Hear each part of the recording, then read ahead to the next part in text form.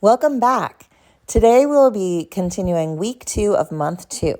If this is your first time joining, this video is part of a 12-month healing series where each month focuses on a different layer of mind, body, spirit alignment. You're welcome to walk the whole year with us or simply take what you need today. Today we will be talking about why agency disappears under stress and how to restore capacity. In the first video of this week, we talked about agency as a felt sense of choice. Not a belief, not a decision, but a bodily experience. In this video, I want to talk about why agency so often disappears, even after you understand it conceptually. Because many people don't lose agency because they don't care. They lose agency because their capacity has been exceeded. And when capacity is exceeded, the nervous system prioritizes survival, not choice. This is one of the most important things to understand if you want agency to last. When people say, I know I have options, but I still feel stuck, it's not a mindset issue. It's a capacity issue. So let's slow this down. From a nervous system perspective, choice requires available bandwidth. If your system is overloaded, emotionally, cognitively, relationally, or physically, choice becomes much harder to access. Not because you're failing, but because your body is conserving energy.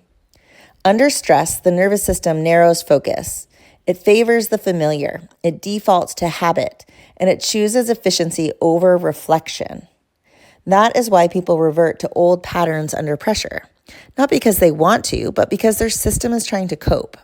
So if you've ever felt frustrated with yourself for knowing better but not doing better, I want to remove the judgment right now. Agency collapses when capacity collapses. That is biology, not weakness. So let's pause here. As you hear the word capacity, notice your body. Do you feel tired, relieved, recognized? That reaction tells you something important. Many people have been living beyond their capacity for a long time and calling it responsibility. But when capacity is exceeded, the nervous system shifts into endurance mode. Endurance is useful in short bursts, but it is not meant to be a permanent state. In endurance mode, urgency increases. Options feel fewer, rest feels unsafe, and choice can feel like a luxury. So if agency feels unavailable, the question is not, what should I choose? It's, what is my system carrying right now? Let's make this experiential. Right now, mentally list what your system is carrying. Not just tasks, but emotional weight, responsibility for others, unresolved decisions, pressure to perform. As you name these, notice your body. Is there heaviness? Tightness, a sense of compression? That sensation is load. Agency struggles under load. This is why telling people to just choose differently often backfires.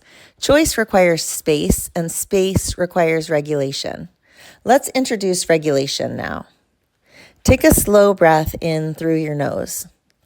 Exhale through your mouth, slightly longer than the inhale. Now do that 2 more times. Now, notice if there is even a 5% shift in your body. Capacity doesn't require full rest. Sometimes it requires just enough regulation to soften the edges. This is why agency work must include the body. Now, let's talk about burnout, but not in the way it's usually framed. Burnout is often described as exhaustion, but exhaustion is usually the end of the process. Burnout begins much earlier. It begins when effort consistently exceeds capacity, when the body keeps going without enough restoration, when boundaries are crossed internally, not just externally. Many people don't notice burnout building because they are functional. They're capable, they're competent, they're needed.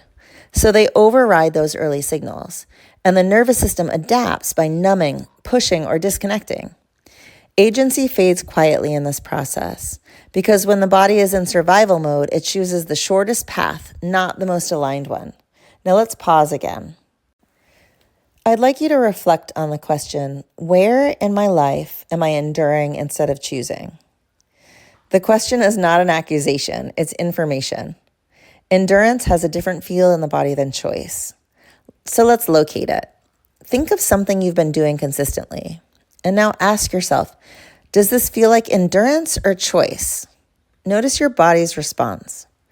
Endurance often feels tight, heavy, draining, while choice often feels steadier, quieter, more constrained, even when the task is the same.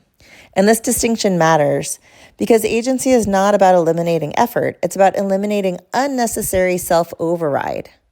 Now, I'd like to name something important. Many people believe that if they slow down, everything will fall apart.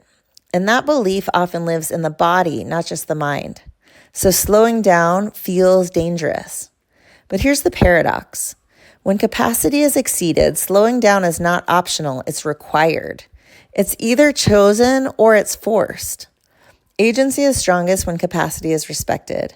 So part of reclaiming agency is learning to notice early signs of overload, not collapse, but constriction. So let's practice that. Right now, just notice, is your jaw clenched? Are your shoulders lifted? Is your breath shallow? These are not problems, they are signals. Signals that capacity may be nearing its edge. Listening early preserves agency, while ignoring these signals erodes it. Now, let's connect this back to choice. When capacity is low, the nervous system often interprets choice as threat. So people stay in situations not because they want to, but because leaving feels too costly. This is why agency must be rebuilt incrementally, not with big changes, but with micro restoration of capacity. Ask yourself, what would restore even a small amount of capacity right now? Not a vacation, not a life overhaul, something small, a pause, a boundary, a breath, a truthful internal acknowledgement. Then imagine allowing that. Notice your body's response.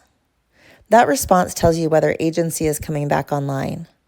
Capacity creates choice. Choice restores agency. This is the loop. As we close, I want to give you a simple daily practice for the rest of this week. Once a day, ask yourself, what is my capacity right now? And what choice fits that capacity? Not the ideal choice, the honest one. Because alignment is not about pushing past capacity.